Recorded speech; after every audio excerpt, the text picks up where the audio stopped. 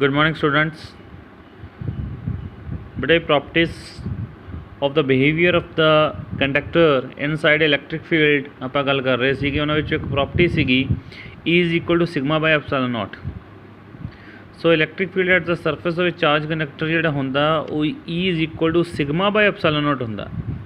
But ਇਹ sigma ਕੀ ਹੁੰਦਾ ਹੈ, ਸਰਫੇਸ ਚਾਰਜ ਡੈਂਸਿਟੀ ਹੁੰਦੀ ਹੈ, ਅਤੇ ਐਪਸਾਈਲਨ ਨੋਟ ਜਿਹੜਾ ਹੈ ਉਹ ਆਪਣੇ ਕੋਲ ਰਿਲੇਟਿਵ ਪਰਮੇਬਿਲਿਟੀ ਹੁੰਦੀ ਹੈ ਕਿਸੇ ਵੈਕਿਊਮ ਦੀ ਜਾਂ ਮੀਡੀਅਮ ਦੀ ਹੋ ਸਕਦੀ। ਜੇ ਐਪਸਾਈਲਨ ਹੁੰਦਾ ਤਾਂ ਉਹ ਬੇਟਾ ਜੀ ਹੋਣੀ ਸੀਗੀ ਆਪਣੇ ਕੋਲ ਮੀਡੀਅਮ ਦੀ, ਐਪਸਾਈਲਨ ਨੋਟ ਹੈ ਇਹ ਆਪਣੇ ਕੋਲ ਵੈਕਿਊਮ ਦੀ ਆ। ਸੋ ਆਪਾਂ ਇੱਕ ਮੰਨ ਲੈਂਦੇ ਹਾਂ ਕਿ ਆਪਣੇ ਕੋਲ ਇੱਕ ਚਾਰਜ ਡਿਸਟਰੀਬਿਊਟ ਇੱਦਾਂ ਆ ਚਾਰਜ ਡਿਸਟਰੀਬਿਊਟ ਹੈ यूनीफॉर्मली आप कहता है कि चार्ज क्यों मान लेने कि डिस्ट्रीब्यूट है एक कंडक्टर के आले दुआले इनसाइड कंडक्टर के आपको पता है इलैक्ट्रिक फील्ड जीरो होंगे नो डाउट क्योंकि आप अगे भी पढ़ चुके हैं। सो इस करके बेटा जी आउटसाइड अपन हुण देखा जाए कि इस चार्ज करके इलैक्ट्रिक फील्ड कितना लग रहा है। जो आप पता करना हो किसी भी सरफेस के उत्ते पता करना हो इस पॉइंट के उत्ते तो आप फ्लक्स पता करते हैं। सो फ्लक्स का फार्मूला आपको पता की होंगे, flux is equal to E into D S होंगे। सो जो लाइना लिखियां भी थोड़ियां पढ़ लिए, electric flux across through the Gaussian surface only through the face at point P. अपने को पॉइंट पी है, इस फेस के उपर आप जो इलैक्ट्रिक फ्लक्स देखते हैं यानी कि आप बहुत स्मॉल एरिया लिया है, जो स्मॉल एरिया लिया है तो स्मॉल ही फ्लक्स आएगा, इस करके डी फाई लिखा है, अदरवाइज फाई ही होना सीगा राजे।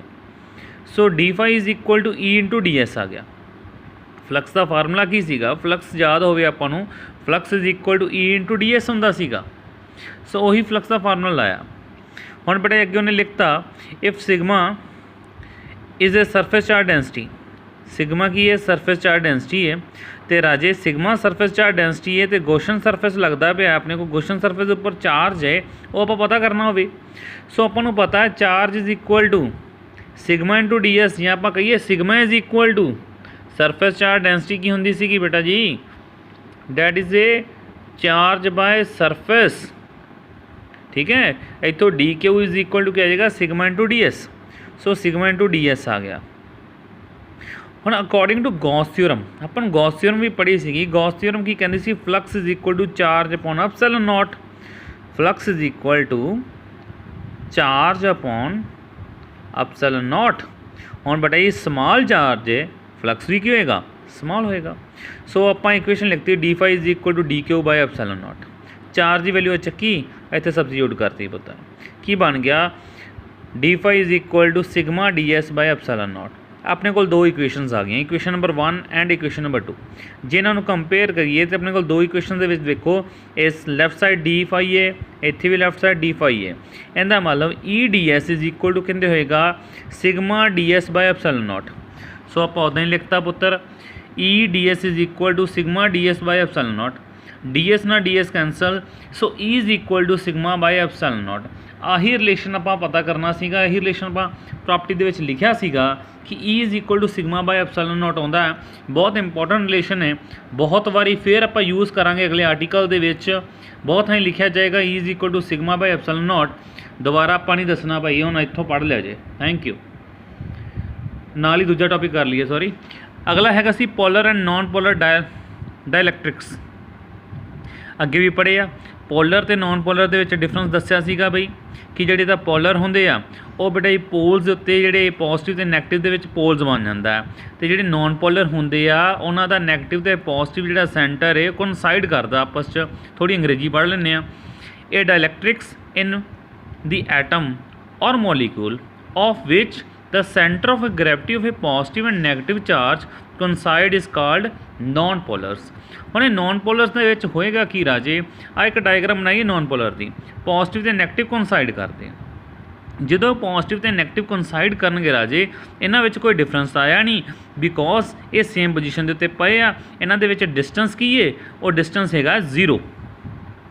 जे डिस्टेंस 0 है आर 0 है तो आप जो डाइपोल मूवमेंट की गल करिए, डाइपोल मूवमेंट याद होवे डाइपोल मूवमेंट होंदी सी P is equal to charge into charge Q into 2a। 2a की होंदा सीगा डिस्टेंस होंदा सीगा। डायपोल मूवमेंट किंदे विच हुंदी सी, डायपोल दे विच हुंदी सी। एक पासे पॉजिटिव दूजे पासे नैगेटिव हुंदा सी अपने कोल, उहनां विच जिहड़ा डिफरेंस हुंदा सी वो 2a आ जांदा सीगा। सो बेटा जी 2a भी हो सकता, 2r भी हो सकता, किते लिखिया बुक के उत्ते, वो मैटर नहीं करता। बट डेफिनेशन की कहती है, डेफिनेशन ये कहती है कि dipole movement is equal to either charge, product of either charge into distance between them. हुण बेटा जी दो चार्जिस दे विचों एक चार्ज का मैगनीट्यूड लेना है तो उन्होंने दो दे विच दा डिफरेंस लेना है। सो जे इत्थे बेटा जी इन्हां च डिफरेंस ही जीरो है, इहदा मतलब डायपोल मूवमेंट भी की होएगी जीरो। सो ये पॉइंट इंपॉर्टेंट सी कहंदा, due to the zero separation between positive and negative charge the electric dipole movement of such atom or molecule is zero. जिहदे विच जीरो है राजे, एग्जाम्पल कुछ ने, ये तुहाडी बुक ते शायद है नहीं आ। एग्जाम्पल हैगियां पुत्तर मिथेन ते बेंजीन, ये दो एग्जाम्पल ने पुत्तर अपने कोल नॉन पोलर डायलैक्ट्रिक्स दियां। उस तो बाद पोलर डायलैक्ट्रिक्स की गल करिए, उन्हां विच पोल बनणगे पुत्तर, उहदे नैगेटिव ते पॉजिटिव जिहड़े ने चार्ज कोइनसाइड नहीं करनगे। उही इंग्लिश लिखती पुत्तर कि ए dielectrics in a atom or a molecules of which the centre of a gravity of a positive and negative charge do not coincide is called a polar dielectrics.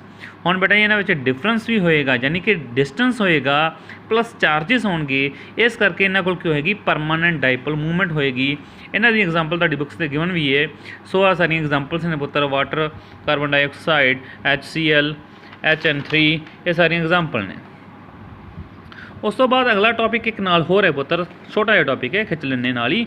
सो की हैगा कि जे आपां non polar atom नूं electric field दे विच रखदे हां, बेटा की कीता, नॉन पोलर एटम है उन्होंने मैं इलैक्ट्रिक फील्ड दे विच रखता। इलैक्ट्रिक फील्ड पॉजिटिव तो नैगेटिव वल जा रहा, ये बड़ा नॉन पोलर एटम जिद्दां ही इलैक्ट्रिक फील्ड इहदे ते फोर्स अप्लाई करेगा, बड़ा ये अपन पता है पॉजिटिव नूं रिपेल कर देगा, ये पॉजिटिव इधरली साइड चला जाएगा, नैगेटिव इस साइड हो जाएगा। यानी कि ये नॉन पोलर तो पोलर बनाने की कोशिश हो रही, ठीक है, नॉन पोलर तो पोलर बना रहे हैं, इसका मतलब अपन पोलराइजेशन कर रहे हैं ਜਾਂ ਆਪਾਂ पोलराइज्ड कर रहे हैं। सो इतने टर्म जी अपने को हैगी पोलराइजेशन हैगी है। सो बेटे की कर रहा है, stitching of a dielectric atom, stitch कर रहे हैं यानी कि खिंच रहे हैं, due to the displacement of charges की डिसप्लेसमेंट करके उन्होंने आप की कर रहे हैं, खिंचा जा रहा है। कारण की है, इलैक्ट्रिक फील्ड के जो रख रहे हैं वो बेटा जी वो चार्जिस करके की हो रहा है, डिसप्लेसमेंट हो रही है, वो खिंचा जा रहा है, उसनों आप कह दें पोलराइजेशन। सो ये वर्ड पोलराइजेशन तो यह डेफिनेशन इंपॉर्टेंट है, डेफिनेशन पढ़ लिया चंगी तरह, अंडरस्टैंड कर लिया जे। Thank you.